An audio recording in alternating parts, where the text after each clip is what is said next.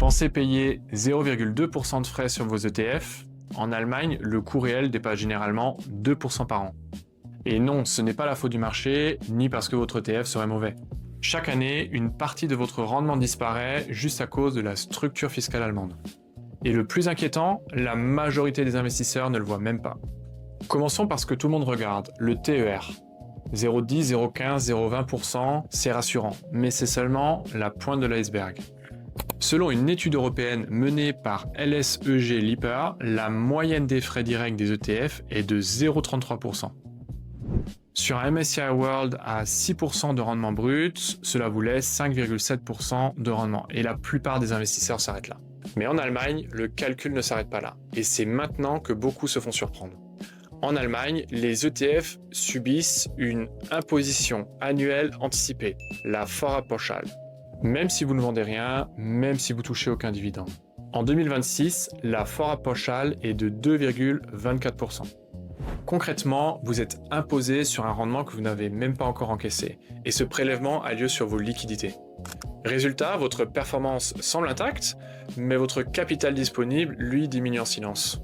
Additionnez le TER de 0,33 et le Vorabpauschale de 2,24 et le coût total réel dépasse les 2,5% par an. Et ça, c'est avant même l'imposition à la sortie. Pour rappel, les 25% de Kapitalertragssteuer, les 5,5% de Solidaritätszuschlag et la Kirchensteuer si vous êtes assujetti. Et il y a un point que beaucoup ignorent. Il faut s'abonner pour nous soutenir et manquer aucune vidéo. Plus sérieusement. En tant qu'expatrié, le Vorabpauschale que vous aurez payé au fur et à mesure, il ne vous sera pas restitué lorsque vous aurez quitté l'Allemagne.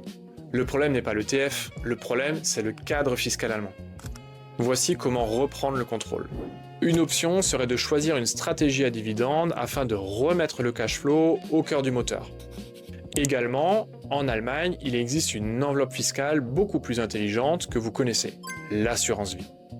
À l'intérieur, vous pouvez loger vos ETF, exactement les mêmes indices, mais sans le Vorabpauschale. Aujourd'hui, sur le marché, il est assez facile de trouver des assurances vie avec des frais contractuels allant de 0,5 à 1%. Donc, même en intégrant les coûts, vous êtes plus efficace fiscalement que sur un dépôt classique.